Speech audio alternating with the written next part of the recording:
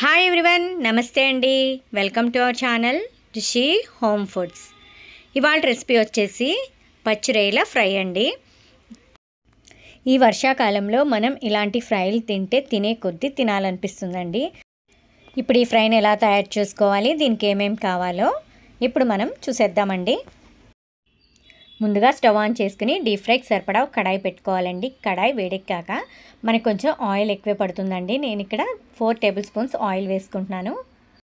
1/2 kilo రొయ్యలు తీసుకున్నానండి. బాగు చేసుకుని శుభ్రంగా కడుక్కుని నేను నూనెలో వేసుకుని వేయించుకున్నానండి. దాంట్లోకి కొద్దిగా సాల్ట్, పసుపు వేసుకుని ఫ్రిడ్జ్లో పెట్టుకుని స్టోర్ చేసుకున్నానండి.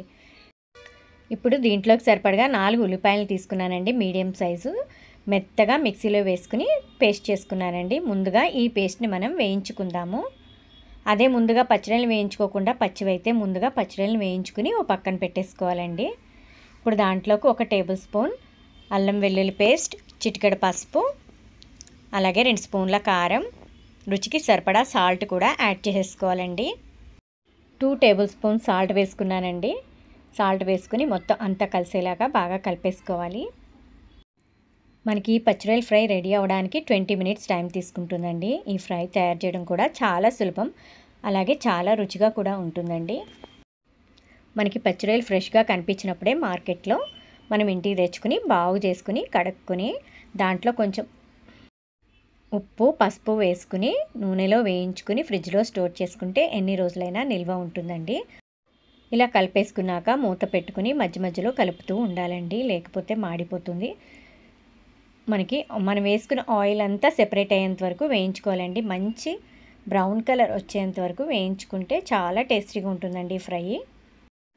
ఈ ఫ్రైకి ఆయిల్ ఎక్కువ ఉంటేనే రుచిగా ఉంటుందండి. ఆయిల్ తక్కువైతే అంత బాగోదు.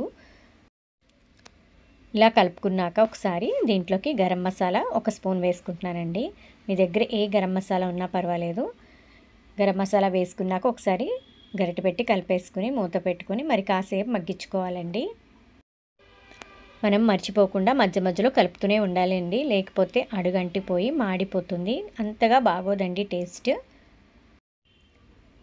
మనకి ఇలా లైట్ బ్రౌన్ కలర్ వచ్చి కొంచెం ఆయిల్ సెపరేట్ అయినప్పుడు మనం దీంట్లోకి వేయించి పెట్టుకున్న పచ్చి రొయ్యలను వేసేసుకోవాలండి. వేసేసుకుని గరిటె పెట్టి ఒకసారి ఇదంతా బాగా కలిసేలాగా కలిపేసుకోవాలండి. మంటని లో ఫ్లేమ్లో పెట్టుకుని ఇలా 10 నిమిషాల పాటు వేయించుకోవాలండి. మధ్య మధ్యలో కలుపుతూ ఉండాలి. ఇంకా మూత పెట్టనవసరం లేదండి. మీకు ఆయిల్ కానీ కొంచెం తక్కువ అనిపిస్తే మరి కాస్త వేసుకోండి. నాకు ఇక్కడ సరిపోయింది ఆయిల్.